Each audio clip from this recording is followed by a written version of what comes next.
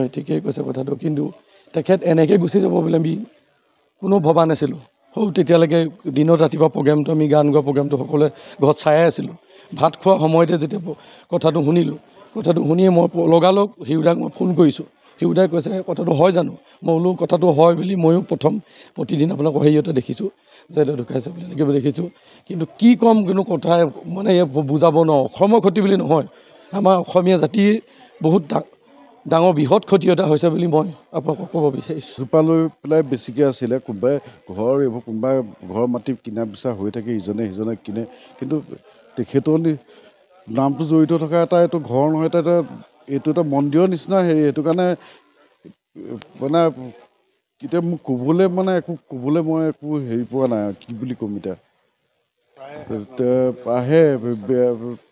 আহে আগতেতো আমি বহুতবাৰ গম নোপোৱাকৈ আহে, এই গেটখন পাৰ হৈ গুচি আহি পেলাই কাকো নেমাতে নকয়, নিজে মই এবাৰ জুবলি তেখেতে কৈছে সিহঁতে আপোনালোকৰ ঘৰলৈ গৈছিলোঁ। মই বোলো কেতিয়া গৈছিলোঁ? বোলে 3:30 বজাত এগ্ৰিকালচাৰ প্ৰগ্ৰেম কৰি পেলাই গলিলাই লৈ আহিছিলে ইয়ালৈ, আপোনাৰ ঘৰৰ পৰা আহিলোগৈ।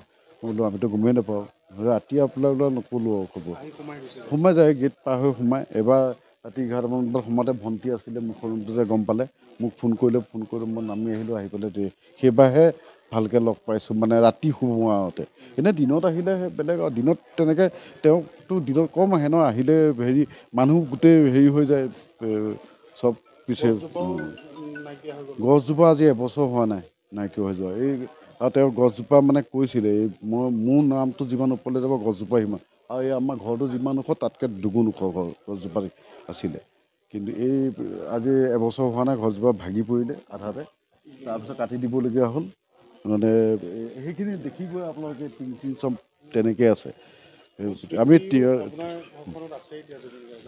কেলৈ নাথাকিব, সেইজন মানুহৰ হেৰি, আৰু আমি কেনেকৈ জড়িত হৈ আমাৰ জ্যেষ্ঠ আছিলে। হয়, জোপা লৈ পেলাই বেছিকৈ আছিলে, এইবোৰ কোনোবাই ঘৰৰ মাটি কিনা বিচাৰ হৈ থাকে, সিজনে কিনে, কিন্তু তেখেতৰ নামটো জড়িত থকা এইটো ঘৰ নহয়, এইটো এটা মন্দিৰৰ নিচিনা হেৰি। সেইটো কাৰণে মানে এতিয়া মোক ক'বলৈ মই একো হেৰি পোৱা নাই, কি বুলি ক'ম এতিয়া। আহে আগতেতো আমি বহুতবাৰ গম নোপোৱাকৈ আহে, এই গেটখন পাৰ হৈ গুচি আহি পেলাই কাকো নেমাতে নকয়, নিজে মই এবাৰ জুবলি তেখেতে কৈছে সিহঁতে আপোনালোকৰ ঘৰলৈ গৈছিলোঁ। মই বোলো কেতিয়া গৈছিলোঁ? বোলে 3:30 বজাত এগ্ৰিকালচাৰ প্ৰগ্ৰেম কৰি পেলাই গলিলাই লৈ আহিছিলে ইয়ালৈ, আপোনাৰ ঘৰৰ পৰা আহিলোগৈ। মই বোলো আমিতো গমেই নাপাওঁ, ৰাতি আপোনালোকক নক'লোঁ আৰু খবৰ। সোমাই যায়, গেট পাৰ হৈ সোমাই। এবাৰ ৰাতি 11মান বজাত সোমাওঁতে ভণ্টি আছিলে মুখৰ ৰুমটোতে, গম পালে, মোক ফোন কৰিলে মই নামি আহিলোঁ। আহি পেলাই সেইবাৰহে ভালকৈ লগ পাইছোঁ, মানে ৰাতি সোমোৱাওঁতে। এনেই দিনত আহিলে বেলেগ, আৰু দিনত তেনেকৈ তেওঁকতো দিনত কম আহে ন, আহিলে হেৰি মানুহ গোটেই হেৰি হৈ যায় চব পিছে। গছজোপা আজি এবছৰ হোৱা নাই নাইকিয়া হৈ যোৱা।